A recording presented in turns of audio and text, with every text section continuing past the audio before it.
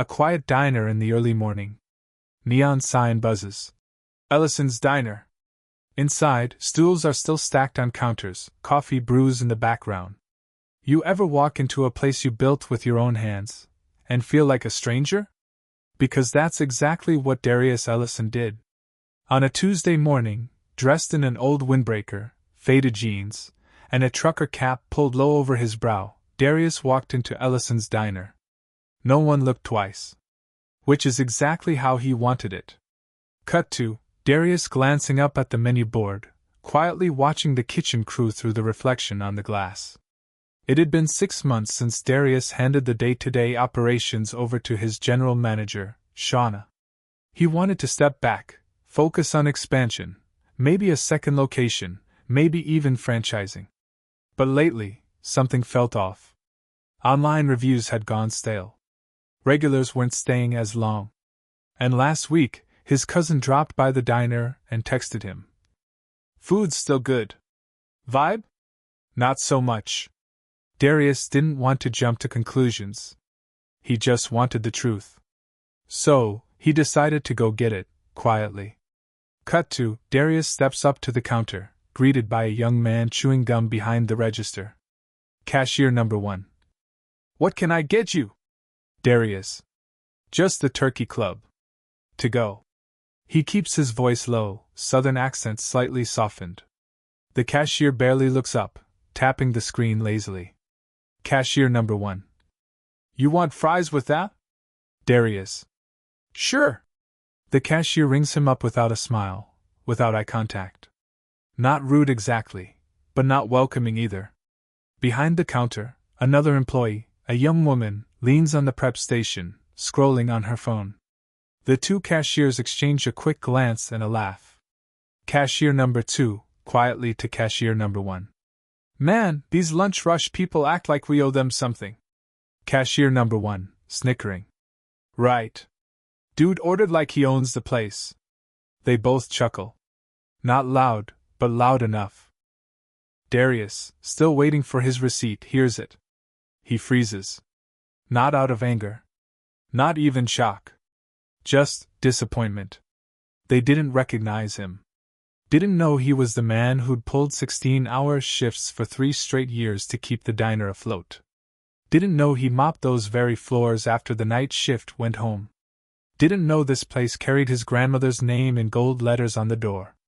Darius took his receipt, stepped aside quietly, and waited. Cut to, back in the kitchen, the cook, Reggie, an older man with a white apron and weary eyes, spots Darius and narrows his gaze slightly. There's a flicker of recognition. He doesn't say anything, just nods. Reggie knew. But he was old school. If Darius came in quiet, he'd leave him his cover. He'd seen bosses pull stunts for attention. But Darius wasn't that kind. He wanted to see what happened when no one was watching. Cut to Darius receiving his sandwich in a paper bag, nodding politely, and walking out the front door. But he didn't go far. He stepped into his car parked across the street and sat there, bag in his lap, hands on the wheel. Still hearing those words in his head. Dude ordered like he owns the place. These people act like we owe them something. Narrator VO. Maybe it was nothing. Maybe it was just 2 young employees blowing off steam. But Darius knew something deeper was broken. Because that wasn't how they used to talk. Not here. Not at Ellison's. Cut to flashback. A younger Darius helping his grandmother, Ellie, wipe down tables while she scolded him lovingly about cleaning corners. Grandma Ellie, laughing. If you don't serve folks with a little grace, baby, don't bother opening the door. That was the rule. Simple. Old-fashioned. But sacred. And if it was gone, then maybe the place they'd built was starting to slip through his fingers. Cut to Darius returning home that evening, pacing the living room. He thought about calling Shauna. He even picked up the phone. But then he set it down again. No. He didn't want to report. He wanted to see more. The next morning, Darius returned. Same disguise. Same plan. But this time, he sat at the counter to eat. The staff didn't look twice. He noticed a different cook on shift. A younger guy, distracted, burning toast. The waitress walked past his empty coffee cup twice before asking if he needed a refill. Then, around 11:15 a.m., the two cashiers from yesterday clocked in. And that's when he heard it. Cashier number 2 laughing under her breath as she stared at a customer walking in, an elderly woman with a walker. Cashier number 2, mock whisper. "Oh great, another turtle special." Cashier number 1. "Ugh, means we're not getting out on time again. Bet she takes 30 minutes just to pick a booth." They laughed. Again, not loud. But not hidden either. Darius stared at them from the counter. He didn't eat his sandwich. He didn't sip his coffee. He just watched. There it was. Clear as day. Not just bad service, but a culture shift. From service with pride to service with contempt. Darius stood, left a 20 on the counter, and walked out again. This time, he didn't wait across the street. This time, he drove straight to his office and made a call. His assistant answering. Assistant. "Hey, Mr. Ellison." Darius. "Clear my Friday. I'm coming in early." Assistant. "Back to the diner?" Darius pauses. "Yeah. But not just to visit. Because sometimes the only way to fix what's broken is to stand where it cracked and start again from there." Opening scene, early Friday morning. The sky is still gray. The camera pans to Ellison's diner. The sign flickers slightly. Darius Ellison showed up at 6:03 a.m. Long before the usual crowd. Long before most of his staff clocked in. But he didn't come in through the front door. He slipped in through the back, like he used to years ago, when it was just him and Grandma Ellie opening up the shop at dawn. This time, he wore a simple name tag. D. No last name. No title. No fanfare. Just a new hire. Cut to the kitchen. Reggie the cook is already prepping breakfast orders. He sees Darius and cracks a sly grin. "Reggie. Let me guess, another one of your little social experiments." Darius, grinning. "Something like that. Just pretend I'm the new guy." Reggie. "Man, I've been pretending I didn't know you all week." They both chuckle. But there's weight behind it. Reggie knew the business was slipping. He'd seen it in the rushed orders, the lazy greetings, the carelessness. He just didn't think Darius knew. Until now. Cut to, the clock hits 7 a.m. Shauna, the general manager, walks in, checking her phone. She nods at Darius without recognizing him. "Shauna. You the new guy?" Darius, lowering his voice. "Yes, ma'am. Just got hired for prep and deliveries." Shauna shrugs. "All right. Just don't get in the way of the breakfast rush." Narrator VO. No onboarding. No tour. Not even a name check.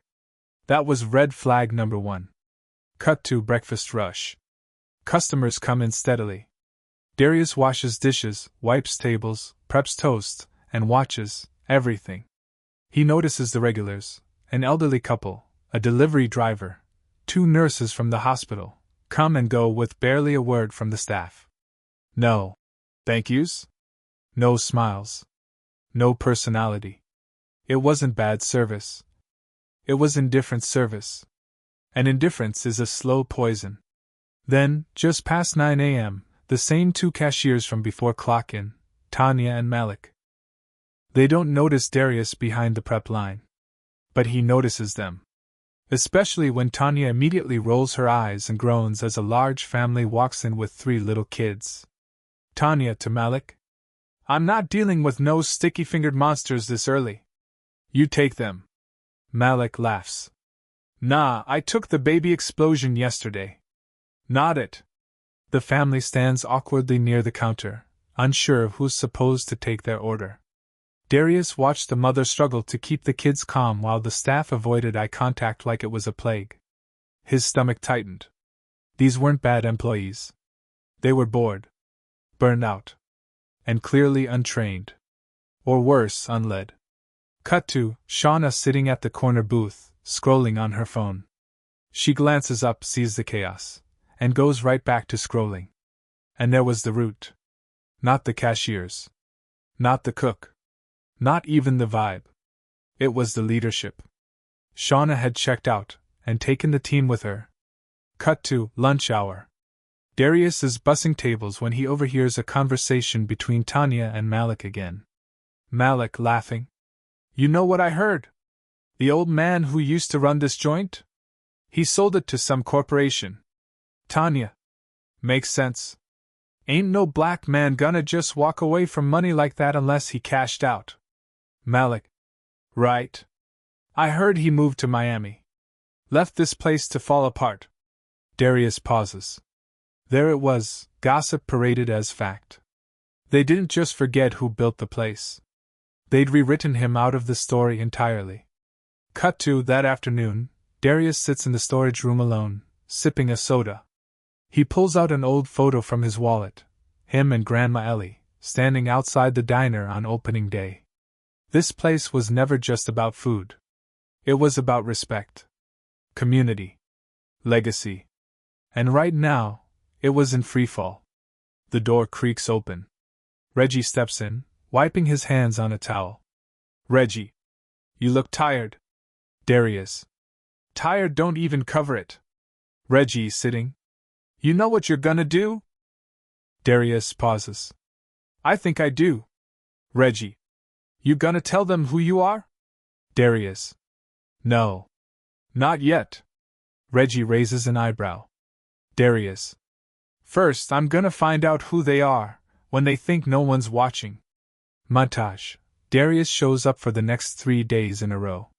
He works every shift, takes notes on napkins, and quietly observes every crack in the foundation: late orders, missing inventory, staff gossip, ignored customers. He helps a disabled veteran carry his tray. He compliments a nervous teenage busser on his work ethic. He even covers for Malik once when he gets overwhelmed with takeout orders. The truth? The diner could still work. But not with the current leadership. And not with this culture. Cut to Thursday night. The diner is closed. Darius locks up, then walks over to a chalkboard wall in the back labeled Staff Messages. He picks up a piece of chalk and writes, Ellison's is about people. If you've forgotten that, remember tomorrow. He sets the chalk down, turns off the light, and walks out the back door. Narrator VO. Tomorrow would be Friday. Exactly 1 week since he ordered that sandwich. And this time, he wasn't walking in quiet. He was walking in as the boss. Friday morning? 6:59 a.m. The neon sign outside Ellison's diner flickers to life. Exactly 7 days had passed since Darius walked in wearing borrowed clothes and ordered a sandwich that tasted like a betrayal. Today, he wasn't wearing the ball cap and hoodie. Today, he was dressed in his usual style: clean lines, polished shoes, tailored blazer, and the quiet weight of authority. But under it all, he still felt like that grandson bussing tables at Ellie's elbow. Only this time, it was his legacy on the line. Cut to Reggie unlocking the back door.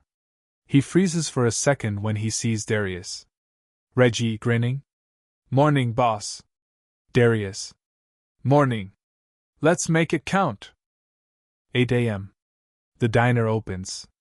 Staff filter in, some groggy, some scrolling through their phones, some just trying to disappear into the morning routine. Tanya and Malik arrive, mid-conversation. Tanya.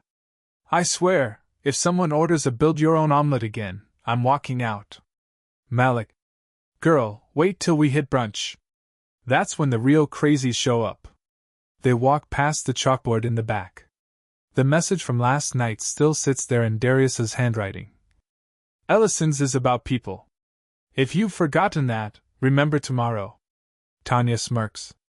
Who keeps writing these fortune cookie lines? Like, okay, Oprah, calm down. The main dining room. Customers are seated. The usual flow begins, orders flying in, tickets stacking, dishes clattering. But something feels different. A few regulars glance up when Darius walks in. One older man actually does a double take. Customer, whispering. Wait a second, is that? The kitchen. Shauna is already behind schedule, flipping through inventory sheets and barely paying attention. She doesn't even look up when she hears the bell above the door ring again. Then she hears someone clear their throat behind her. Shauna, annoyed. 1 sec, I'm busy. She turns. Freezes. Shauna. Mr. Ellison? Every sound in the kitchen seems to stop. Even the fryer sizzles a little quieter. Darius. Good morning, Shauna. She stammers. Shauna. I didn't know you were coming in today. Darius. Didn't want you to. I needed to see things clearly. Dining room. Darius steps out to address the entire staff. His voice is steady. His presence commands the room. Darius. I've spent the last week here. Right next to you. Cleaning plates. Wiping tables. Listening. Watching. Learning. Some eyes go wide. A few jaws actually drop. Malik coughs. Tanya looks like she wants to melt into the tile. Darius. And what I saw wasn't a bad team.